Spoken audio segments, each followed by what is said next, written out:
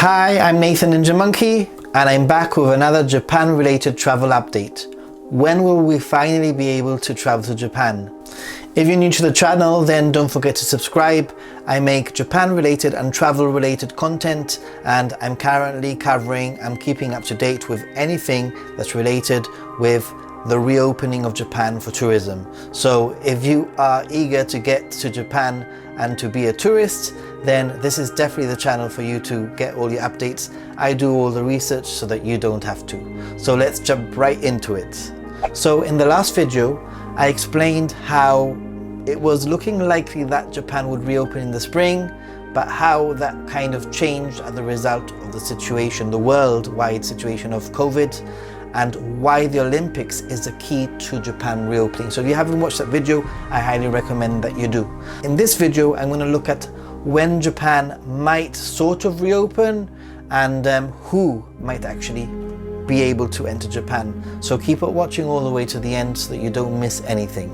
So an article published in Nikkei Asia's webpage with the title "Vaccine Passports Spark Discrimination Fears in Japan" might actually give us a little hint of what's to come. So first of all, the very first thing is that it's very clear that Japan is not meaning to use any sort of vaccine passport for domestic travel or domestic events. For example, getting into an event when you're in Japan, if you're a resident, and Japan aims to use this planned sort of travel vaccine passport or certificate for international travel.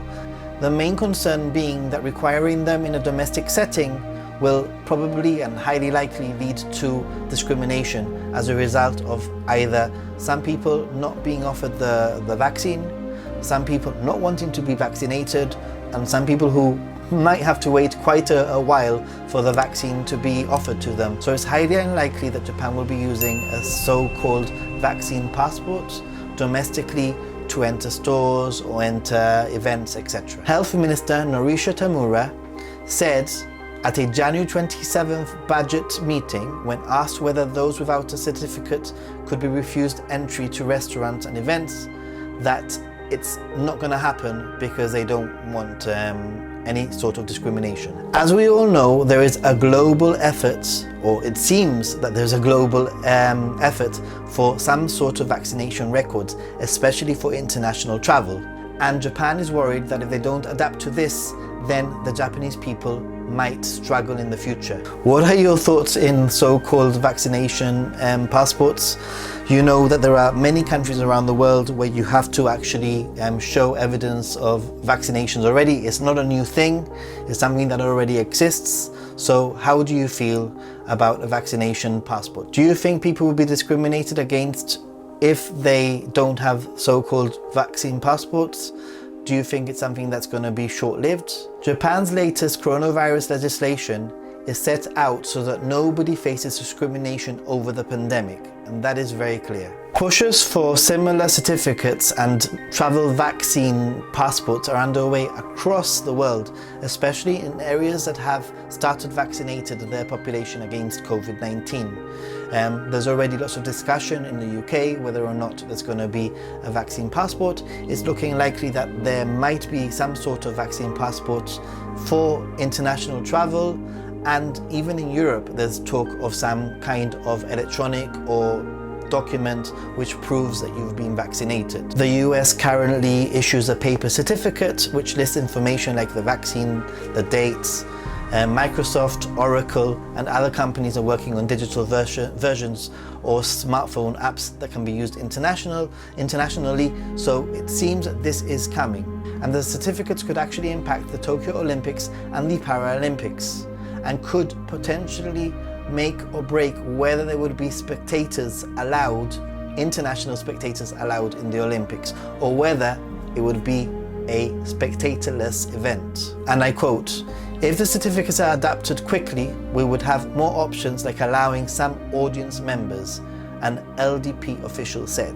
Now the only issue is whether or not all of these preparations for a so-called vaccine certification or vaccine passports can be done in time for the Olympics, whether or not they can be done in the few months.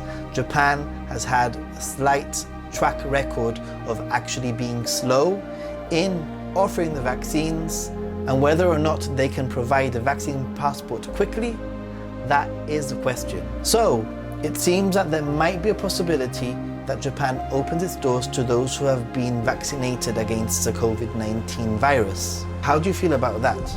Have you been offered the vaccine? Have you been vaccinated? Do you not want to be vaccinated? Do you think that a vaccine passport is the way forward? Do you think it's discrimination against those who haven't received the vaccine? Is your country providing a vaccine rollout that is quick enough so that everybody will eventually get the vaccine in a short amount of time, or do you think it's going to take a long time for it to get to you? Let me know in the comments below. I'd love to know your thoughts. I personally think that any door opening to travel and any door opening, for example, traveling to Japan, is a good door. Whether or not it means having the vaccine or not having the vaccine, that's another question. Perhaps having a vaccine certificate or passport might mean actually being able to enter Japan without doing those 10 days or 2 weeks in isolation. Or perhaps if you haven't been vaccinated, you will be allowed in, but you might have to be tested more frequently, or you might have to do those 2 weeks quarantine. I don't know, those are just my thoughts that I've added at the end. So that's a little update that I put together based on an article and some other bits of information that I've researched, which might sort of show in which direction Japan is moving. However, don't forget that these are early days and things could change. And as always, I will be keeping you up to date. And don't forget to subscribe, give this video a thumbs up. Let me know what you think in the comments below, and see you in the next one. Bye.